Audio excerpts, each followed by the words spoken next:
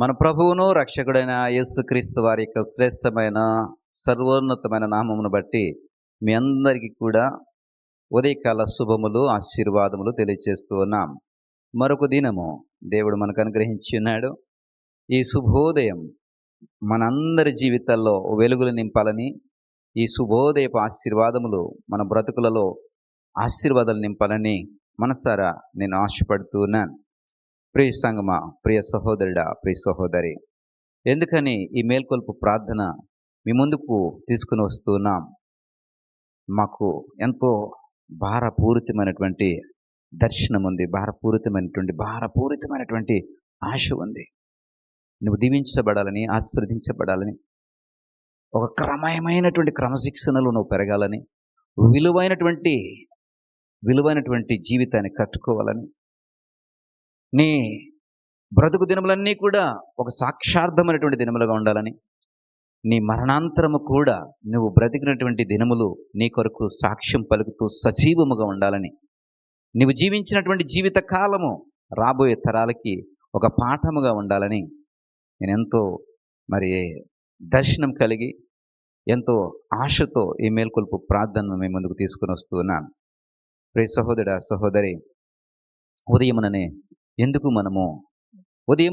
మనం ఎందుకు ప్రభు సన్నిధికి రావాలి? మన దినచర్యలో ప్రారంభము దేవునితో ఎందుకు ప్రారంభించాలి? ప్రియ సహోదరుడా, సహోదరి, ఉదయమునకున్నటువంటి ఈ మేలైన ఆశీర్వాదములు ఏమిటి? కీర్తనకారుడు 30వ కీర్తన 5వ వచనం 2వ భాగములో ఇలా చెప్తున్నాడు: సాయంకాలమున ఏడుపు వచ్చి రాత్రి ఉండినను ఉదయమున సంతోషము కలుగను. మన జీవితాల్లో చూస్తూ ఉంటాం, సాయంత్రం అయ్యేటప్పటికీ ఆఫీసులో జరిగినటువంటి ఆ యొక్క పరిస్థితులను బట్టి, లేకపోతే మన శత్రువుతో మనకు వచ్చినటువంటి విరోధమును బట్టి, లేకపోతే అప్పుల వారి యొక్క సమస్యలను బట్టి, ఆరోగ్యకరమైనటువంటి పరిస్థితులు సరిగ్గా లేకపోవడాన్ని బట్టి, కుటుంబంలో కలహాలను బట్టి మన రోజు చిన్న భిన్నముగా అస్తవ్యస్తముగా ముగించబడుతూ ఉంటారు. అలాంటి మనోవేదనతోనే నిద్రలోనికి పోతూ ఉంటాం. అలాంటి దుఃఖముతోనే నిద్రలోకి జారుకుంటూ ఉంటాం. ప్రియ సహోదరుడా, సహోదరి, మన రోజు ఏ విధంగా ముగించబడినప్పటికీ కూడా మన ఉదయం అనేది, అంటే మన యొక్క ప్రారంభ సమయం అనేది, ఉదయకాల సమయం అనేది సంతోషముతో ప్రారంభించబడుతుందటండి. ఉదయమున సంతోషము కలుగును అంటున్నాడు. అంటే ఈ ఉదయమున ఏముంటుందండి? సంతోషం ఉంటుంది. అందుకనే ఉదయమునని కనుక నువ్వు చూసినట్లయితే ప్రకృతిని చూడు, పరవశిస్తూ ఉంటుంది. ఉదయమున చూడు, ఆ యొక్క పక్షాదులన్నీ కూడా ఉరకలతో గొంతులేస్తూ ఉంటాయి. నదుల యొక్క ప్రవాహమును చూడు, ఉదయకాలమున ఎంత నిమ్మలమైనటువంటి స్థితిలో అవి ప్రవహిస్తూ ఉంటాయో. ఉదయమున ఆ యొక్క వరిచేలు లేకుంటే ఆ ధాన్యపు పంటల్ని చూడు, ఎంత ఆహ్లాదాన్ని నీకు పంచుతూ ఉంటాయో, ఎంత ఉత్సాహముగా వాటి యొక్క కెరటాలని అవి నీకు కనపరుస్తూ ఉంటాయో.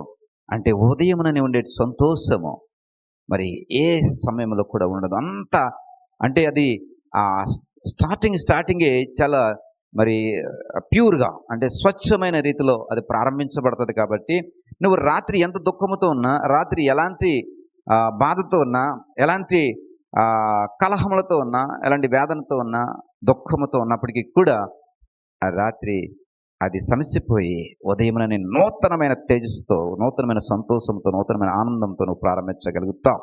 కాబట్టి ప్రియ సహోదరుడా, సహోదరి, ఉదయముననే ఏముందండి? సంతోషం ఉంది. ఈ సంతోషము నీ జీవితానికి వరముగా ఉండాలి. ఎందుకంటే సంతోషకరమైన మనసు ఎముకలకు బలమని దేవునికి వాక్యం సెలవిస్తోంది. సంతోషంతో నువ్వు నిండి ఉన్నప్పుడు అది నీకు ఆనందమే కాదు, అది నీకు ఆరోగ్యము కూడా. నువ్వు ఆరోగ్యంగా ఉంటే అది ఎంతో భాగ్యమని మనకు తెలుసు. కొన్ని సామెతలు మనం చూస్తూ ఉంటాం. ఆరోగ్యమే మహాభాగ్యం అంటూ ఉంటాం. అంటే ఆరోగ్యంగా ఉన్నవాడు మహాభాగ్యాన్ని కలిగి ఉన్నట్టు. మహాభాగ్యం ఎలాగొస్తుందండి? నీవు సంతోషముతో నింపబడినప్పుడు, ఆనందంతో నింపబడినప్పుడు నువ్వు ఆరోగ్యంగా ఉండగలుగుతావు. అదే మనసు నెమ్మది లేనటువంటి స్థితిలో ఉంటే కనుక నీ ఎముకలకు అది కుళ్ళు అంటారు. కాబట్టి ఆ ఎముకలకు అది కుళ్ళు అంటే అది ఒక ఇన్ఫెక్టెడ్ సిచ్యువేషన్. కాబట్టి అలాంటి పరిస్థితి నీకు నెమ్మది ఇవ్వదు, శాంతినివ్వదు, సమాధానం ఇవ్వదు, సంతోషాన్ని ఇవ్వదు. కాబట్టి నువ్వు ఆరోగ్యంగా ఉండాలంటే సంతోషముగా నువ్వు ప్రారంభించాలి. నీ జీవితము సంతోషము నింపబడాలి. నీ జీవితంలో సంతోషం ఏలుబడి చేయాలి. కాబట్టి ఈ సంతోషం నీలో ఏలుబడి చేయాలంటే అది ఎక్కడ దొరుకుతుందో దాన్ని వెతికి పట్టుకోవాలి. ఎక్కడ దొరుకుతుందండి? ఉదయముననే సంతోషము సిద్ధపరచబడి ఉంటుంది. ఉదయముననే ఈ సంతోషం అనేది మనకి ఇవ్వబడుతూ ఉంటుంది. కాబట్టి ఉదయకాలం లేచి సంతోషము ఎక్కడ నాకు దొరుకునని వెతకడం ప్రారంభించు. దేవుని సన్నిధికి వచ్చి ఉదయముననే ఈ సంతోషం కోసం అడుగు. ఈ సంతోషం నీకు ఇవ్వబడుతుంది. నీ జీవితంలో సంతోషం నింపబడినప్పుడు నువ్వు ఆనందమే కాదు, ఆరోగ్యాన్ని కూడా కలిగి ఉంటావు. నువ్వు ఆరోగ్యంగా ఉంటే అది నీకు మహాభాగ్యము. నీవు మహాభాగ్యము కలిగి ఉంటే అది అనేక మందికి ఆశీర్వాదకరంగా ఉంటుంది. కాబట్టి ప్రియ సహోదర సహోదరి, ఉదయమున లేచి సంతోషాన్ని వెతకడం ప్రారంభిద్దామా? మరి ఇప్పుడు వరకు వెతకలేదేమో, ఒకసారి వెతికే ప్రయత్నం చేయండి. ఒకసారి దానిని వెతకడానికి ప్రయాస కలిగి ఉండండి. దేవుడు తప్పగా మీ జీవితాలని సంతోషంతో నింపుతాడు. మీ కొరకు చిన్న ప్రార్థన చేస్తాను. దయగల తండ్రి, కృప కలిగిన దేవా, అవును ప్రభా, ఉదయముననే సంతోషము కలుగునని నీ వాక్యం ద్వారా సెలవిస్తూ ఉన్నా. అవునయ్యా, మా దినములు మేము అనేక పర్యాయాలు మా జీవితాల్లో మరి నాయన వేదనతోనూ, దుఃఖముతోనూ, బాధతోనూ ముగించినటువంటి రోజులు కోకొల్లలు నాయన. అయితే అవన్నీ కూడా అవి నిద్రలోనే సమసిపోయి ఉదయముననే సంతోషంతో ప్రారంభించబడుతుందని అయా, ఆ సంతోషమును వెతికే వారంగా మేము ఉండాలని, ఈ సంతోషము మాకు ఆరోగ్యమని, ఈ ఆనందమే మాకు ఆరోగ్యాన్ని ఇస్తుందని నీ వాక్యం ద్వారా మాతో సెలవిస్తూ ఉన్నారు. మరి ఇలాంటి మహాభాగ్యమును మేము పొందుకొని మా ఇంటిలో మేమందరము కూడా, మా కుటుంబంలో మేమందరము కూడా ఇదిగో ప్రభా, ఈ సంతోషాన్ని వెతికే వారంగా ఉండడానికి సహాయం దయచేయండి అయ్యా. ఇప్పుడు వరకు మేము నిర్లక్ష్యం చేస్తున్నామయ్యా. ఉదయకాలమున దొరికే ఈ సంతోషమును పట్టుకోవడానికి, వెతకడానికి మేము నిర్లక్ష్యం చేస్తున్నాం బాబు.